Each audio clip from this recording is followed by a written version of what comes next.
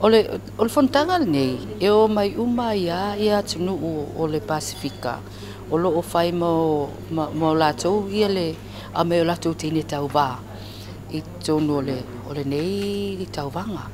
O nisi lau fai unga tā ua o le whainga o tūlanga foilea ia tu tonu i tatou tūla fono.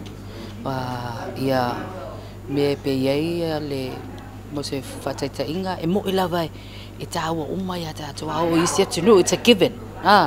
E whaapale e le teine lea na malo i tausanga taluai ia le teine o le a fōu mai. Ai e ui lea i isi atunu e whaapale tangata ese pe o se whataita inga o tangata o le malo o tangata whai pisinisi mtulanga whapena o nei la mo whai e loa i al whai unga e le whaapale ina se tasi. Just to be very clear, ia whaamanino le lei e whaapale le teine sa malo taluai, le teine o le a malo. Tasi le nā whai unga, o le si whai unga o tūlanga fo ilea i whaanga solonga o tūla fono.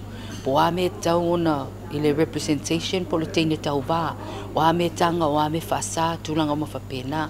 Le ntala unu o ina nei. Ia, ele ngata fo ila ilea. Po whela tunu ulela alu iai. O le tau sanga le ntea nei, sa whapea, sa manu mālopa po ni ukini e whapea e alu iai. Ia le tau wanga e tau sanga lea. Au i lea. Ono o tūlanga fo ia inisio fontanga o le awhai atu Papua New Guinea. O lea la na toi liuliu wai ia le tō whaafo i taitai o la tō watunu. Ma o le tūlanga la na o le tano ina nei. Tato tau wanga o le alu i tonga, lua fesu walu. Ia ono to a oilo la ia le Papua New Guinea. Lua fesu riva. A o le whai unga sa ia i le taimi o whano. E mo Papua New Guinea no to a avelo le tonga. Ia o le tū lei fo ia tonga, wa le vana fia mana na o tonga. I se tala atu o tonga na batu atu lei e batu ia le tauanga ia i lato le tausanga le nei. Ayu i lea, ia man maloa, fiti on tūlanga fo i tamawa inga, ma tūlanga fa pena.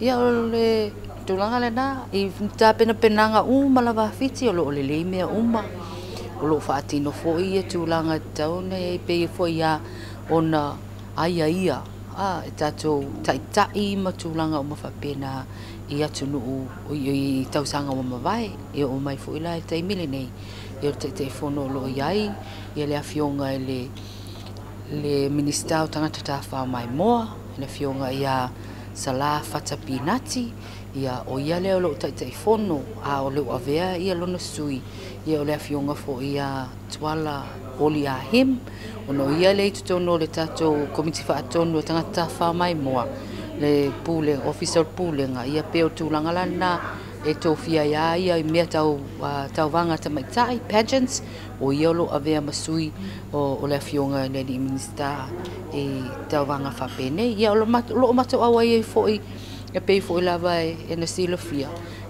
o lo i tūlanga whapene ia iai fo ia le sui tau le malo ia le awhionga ia whangai walu Kenrick Samu ia lo matou whaatasi ai fo o isi la tūlanga tau le malo pe o le whenga iai ma le malo fiti ia o na whio atu leo le awhionga ia whangai walu o le matou associate minister po le minister lango ai o lo i fontanga ma tūlanga whapea ia pela o tūlanga le na o le walama no tō whia e le awhionga le minister me se le komiti whaatonu ia le awhionga le na ia tuala oli a him. He pe o tūlanga le na